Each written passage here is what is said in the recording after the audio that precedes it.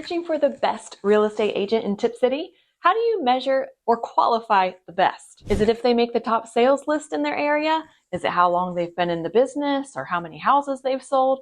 Is it if they're one of the first 3 agents to pop up on the Google search? Does it have to do with the average days on the market that they take to sell or how much above asking price they usually get? What about their reputation in the area or connections and network? Let's just say there's many ways to look at what makes up great agents. But when you're looking for the best real estate agent for you, you need to ask yourself, what is important to you? Do you want good communication? Do you want to understand the process or just let them do their thing? Do you need to sell quickly or can you afford to take some time? Does your property or your circumstance warrant some unique strategy, or would a cookie cutter method work well? Hi, my name is Lydia Rowe, and although I am a real estate agent here in Tipp City, I am not the best agent for everyone. And I don't just take any client. So in this video, I'm going to quickly introduce you to a few different agent types that you're going to find as you're searching for the best realtor for your particular situation. Towards the end, I'll also give you a quick lowdown of the kind of agent that I am and the kind of clients that I'm looking for. And if we happen to be a good fit, then by all means, give me a call and let's get to navigating your next move. So first kind of agent that you're going to find is the tried and true. This is your agent who's been selling for 30 years. Your parents use them,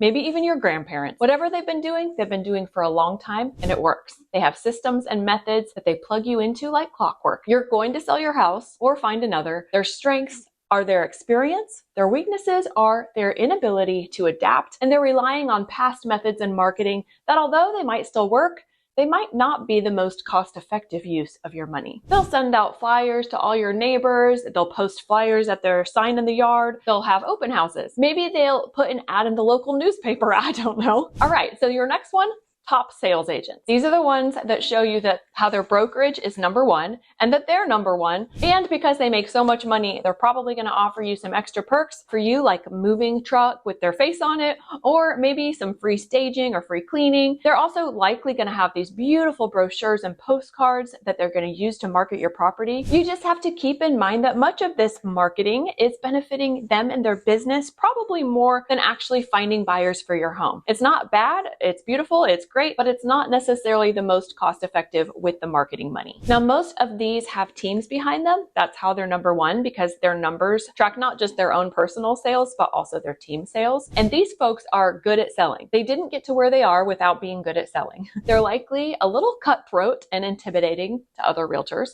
which can work for or against you depending on the circumstances. If you want a top sales agent, one thing to talk about up front is access. These agents are busy and they have to delegate. So make sure that you like their team members too and get an idea of when you're going to be passed off. And keep in mind that this isn't always a bad thing. Sometimes these agents are not the most personable and you might enjoy talking to their team members more anyway. You are one of many, many clients and they don't want to lose you by any means, but they aren't going to bend over backwards for you either. Which brings me to the next one, and let's talk about the newbies. Now, I wouldn't discount these guys. I started out just a few years ago and I worked my butt off for my first few clients. New agents have a bit of a risk making mistakes, yes, but they usually have a lot of help and more seasoned agents holding their hands, and they're going to bend over backwards for you. One benefit here is just the sheer amount of time that they have to dedicate to only you. You might be their only client, and that's not a bad thing. Every day, they're thinking about new ways to get the word out and make sure that this is a success. Plus, they can be a lot of fun. They're excited and fresh, and they don't have preconceived ideas, so they often have creative ideas to help your listing stand out. Next, we have the part-timers. These folks have day jobs, and this is their side gig. And sometimes that gets a bad rap in this business, but here's what I've found. Part-timers are usually go-getters, natural entrepreneurs already able to juggle multiple tasks and have great people skills. I would have no problem hiring a part-timer. However, here's what you want to watch out for. If their last transaction was like 3 or 4 months ago, they're going to be a little rusty. As long as a part-timer is getting consistent business, they're going to stay fresh and do a great job. The other thing to watch out for is schedule conflicts. What happens if you want to see a house and they're working their day job? What if someone can't get into the house you're selling, or an offer has a deadline before they can look at it? Again,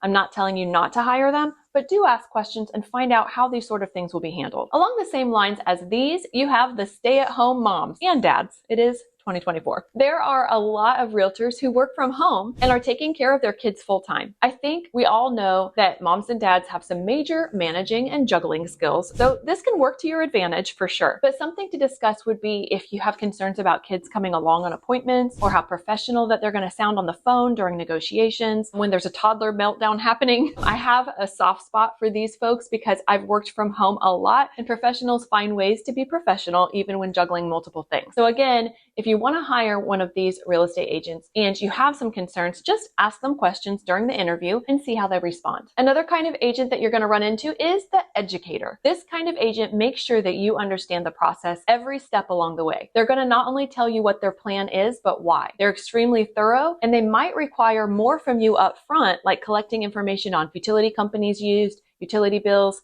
noting updates to the home, or disclosing issues, because they want to make sure that the buyers are educated and have all the facts too. Of course, they're still going to keep confidence and work for their client's best interest, but they, more than some other agents, are looking for win-wins, and it's important to them that everyone has all the information they need to make good decisions. And the last kind of agent that I want to talk about is the strategist. These folks are usually number nerds. They're going to have statistics to back up the price strategy, and they're going to talk through that with you. They're also consistently thinking about timing and when's a good time to approach certain subjects. For instance, when you're in the middle of negotiating an inspection and you get an appraisal back that's short, if you're representing the buyer, you want to wrap up the inspection negotiation before starting on that appraisal gap negotiation. Otherwise, the sellers are going to be less likely to say yes to the inspection terms if they also know that they're going to have to drop the price due to the appraisal. Or if you have sellers and the buyer's agents don't turn in their defect notice in time, for example, the best strategy for your client would be letting that go so your sellers have a better negotiating position based on that contract. Not all agents are strategic thinkers. So if that's important to you, asking questions about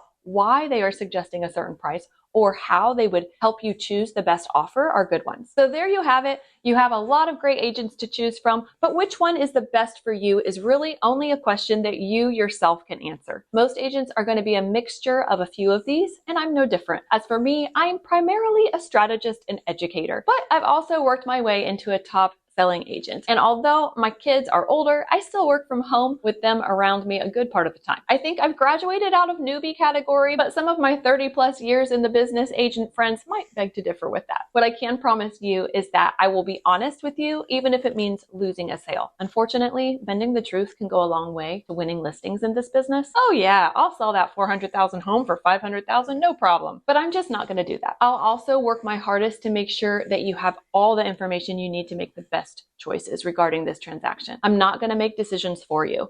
Some people want their agent to make decisions for you. I'm not your agent if that's the case. Although I certainly will advise from my experience and my expertise. I will also work toward a win-win solution. I am not a cutthroat agent, although I am shrewd and strategic. There's no reason to have winners and losers in real estate transactions, but I will work for you, talk you through realistic goals and expectations, be firm on those non-negotiables, and bend in the areas that we can to ensure the deal closes and you get to walk away with hopefully a large check in your pocket or seed money for your next home. And if you happen to be buying and selling at the same time, I have some tips for you. You need to watch this video next. So there you have it. Don't be afraid to interview several different agents and go with the one that you trust the most, not the one who tells you that they're going to sell your house for more, or the one who sold hundreds of homes last year. Remember, you're just looking for someone to sell one home, your home, and choosing the best realtor for you is something only you can do.